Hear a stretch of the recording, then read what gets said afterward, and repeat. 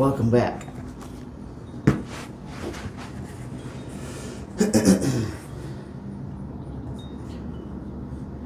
Welcome to Atro City, capital and only major city on planet Vulpes. Except for small encampments of hooligans and thieves outside the walls, the planet itself is 100 million hectares of snow-covered evergreen forest. Atro City's self-titled slogan, "The Perfect Society," was home to the Fox people and literally anyone else who could stand living there. Atro City is a wild civilization lived and run by wild animals that never killed for sport. Back in the foundry, Opal and Ocean looked at each other, then at their collapsed agent on the charred floor.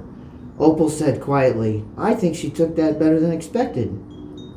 As Jane was sitting up, Ocean was ready with a piping hot, fresh cup of Earl Grey.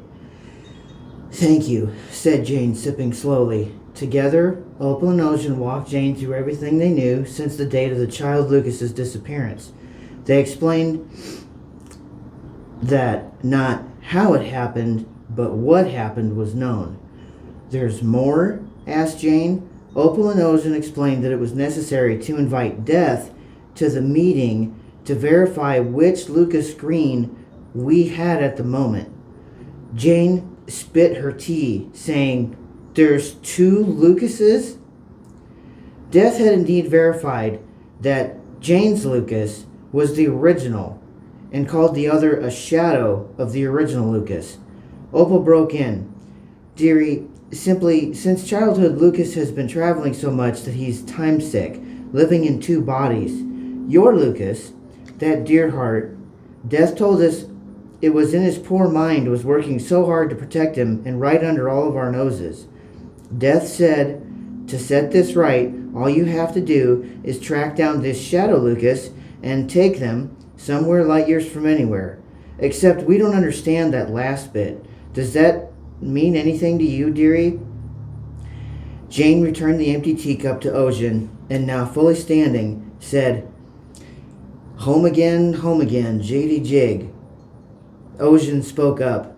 "As to this box," and he began to explain to Jane the contents of the cardboard box. First was Ocean's personal copy of the Field Agent Handbook, complete with notes written in the margins. "Not everything is as it seems," says Ocean, explaining that every copy of the reviled handbook was indeed an instruction book, but most importantly, each handbook was also a cipher. The cipher was worked by twisting, flipping, skipping, and manipulating the book. Instead of reading it cover to cover, it must be read in a sub rosa fashion.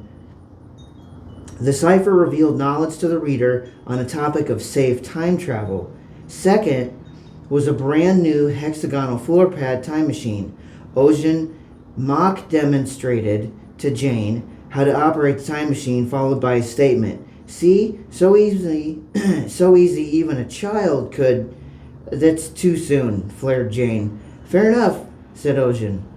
"The rest of these items are standard issue. I trust you know how to use all of them." "I do," said Jane, repacking the box and picking it up.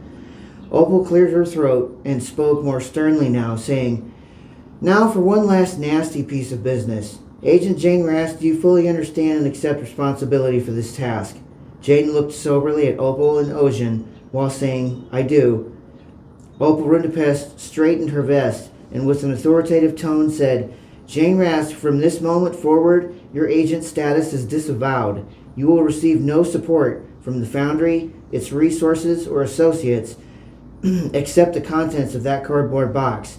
However, given your unique origin, we cannot stop you from contacting your 5 friends. Do you have any questions?"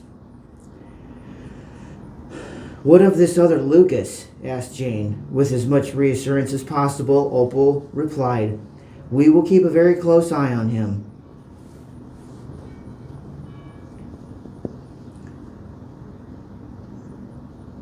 Jane shifted the weight of the cardboard box and her hip and stared, gesturing all around the destroyed office with no roof, saying, "Yep, well, sometimes shit happens. I'm just saying." "Noted, Miss Rask. said Opal with as much dignity as possible.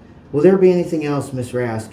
Jane scanned the ruined office and shouted, Yes, I want this, and she took down the Nebulan planetary map and stuffed it in the cardboard box. If that will be all, Miss Rask, Godspeed to you, said Opal. Good luck, said Ocean. Thank you, said Jane, who opened the door and exited with the cardboard box. In the next room waiting were Agents 3, 2, and 1, with Lucas conspicuously absent. Agent 1 piped up. What happened? Jane now knew Death had his sights on Agent 1, so instead of engaging in a fist fight, she calmly said, I got fired, 1. On planet Vulpus, thousands of miles from Atro City, deep in the snow-covered evergreen forest, was a man in a black tailcoat speaking to himself.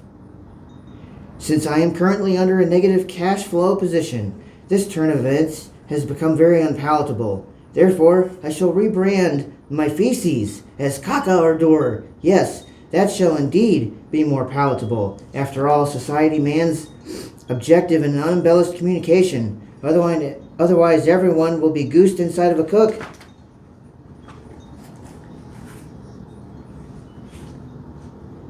In Kyoto, Japan, just outside the Fluff and Fold self-service, was the Foundry's former mechanic, Denji, in a full-body wetsuit with tail apparatus, accompanied by Inferno Android. In Carlsbad, New Mexico, outside the Fluff and Fold self-service, was Earl the Octopus, and with him was Echo Android. In Milan, Italy, just outside the Fluff and Fold self-service, was the Foundry's former office worker, Jeffy the Squirrel, in a full-body wetsuit, accompanied by Ligneous Android. In Hackensack, New Jersey, just outside the Fluff and Fold self-service, was Julie, in a full-body wetsuit, with Bijou Android by her side. 4 alarms beat around the world in synchronicity, and 8 volunteers walked into laundromats. 4 large duffel bags were loaded into lockers, and the keys went into the waterproof capsules. Bijou, Ligneous, Echo, and Inferno each inserted a dollar bill into the coin changer and received 4 quarters. Each respective machine rider climbed into the out-of-service washers. The 4 androids closed the glass doors, inserted all 4 quarters, and pressed the only button on each machine. All 4 out-of-service washers shone brilliant white light from inside their doors, and all 4 androids walked out of each laundromat, took form, and colorfully sped into the night sky, meeting up and vanishing with high speed. Somewhere, light years from anywhere, the Mason, Doug, Felix, and Felicity were all silently observing the heavens. Soon they all noticed a colorful stripe traveling toward them at a ridiculous rate of speed. The 4 incoming androids, traveling at a breakneck pace, expertly slowed and stopped around the massive materials cooking pot. The Mason very curiously asked, So how did it go? In perfect unison, Inferno, Ligneous, Bijou, and Echo replied, We used real money. Felix and Felicity broke into a hysterical giggle fit. Doug held the bridge of his nose in silence, and the Mason's laughter was so loud it caused a few natural disasters on the nearest planets. As soon as everyone settled, Felicity spoke up. Felix, I told you, Esme didn't take my arm. I thought for sure I saw a blonde child out of place in the mud that day. But then he vanished. Felicity's voice went up 4 octaves at the end of her sentence. Felix replied, Wow, you were right, as always. Felix and Felicity touched their foreheads together and began purring, which was a permanent side effect from their long adventure as the Wampus Cat. Doug turned to the Mason and asked, Do you think Jane can pull this off? The Mason swaggered up to his enormous cousin and declared, Exactly. I don't think. I know she can. Felicity interjected, Well, for Lucas's sake, I certainly hope so. All were in agreement, and to pass the time, Hyperplane chess was brought out and they played rounds, changing players based on wins and losses. Although They knew they must not help Jane directly unless Lucas was presented to them. They were rooting for her. Jane Rask thought this situation was just perfect. The entire world was burning, and every move she made was comparable to raining gasoline on the whole mess. First, the Shelby was gone. However, it was likely Lucas simply drove it back. Jane decided to speed walk home. Then it literally started to rain on her, so she switched to flying, weaving between raindrops and trying to protect the cardboard box. All Jane wanted was to get home. By some monkey business, when she got to the Frank Lloyd Wright house, the Shelby and the black town car were parked inside the gate. Jane could see Agent 3, 2, and Lucas inside the house, and Agent 1 standing in the rain with no hat, and addressed Jane directly. "Look, I'm sorry. This is all Foundry property. I'm not supposed to let you in, Jane." With her raven hair sticking to her face, Jane said, "Perfect."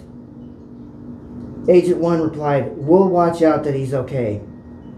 With her bottom lip pursed out, Jane blew air vertically up, trying to move hair and rain, and then saying, "You should be careful too. You'll catch your death of cold."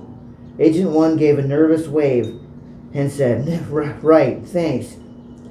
With that, Jane took off for the next place she could think of, at least somewhere to take a load off. Arriving at the diner, Jane quickly realized that the lights were off and a close sign hung in the window. "Perfect," she said out loud. Jane needed to protect the cardboard box, so she scaled the dumpster around back and brought the lid down over her head, saying, "Perfect!" We'll take a break.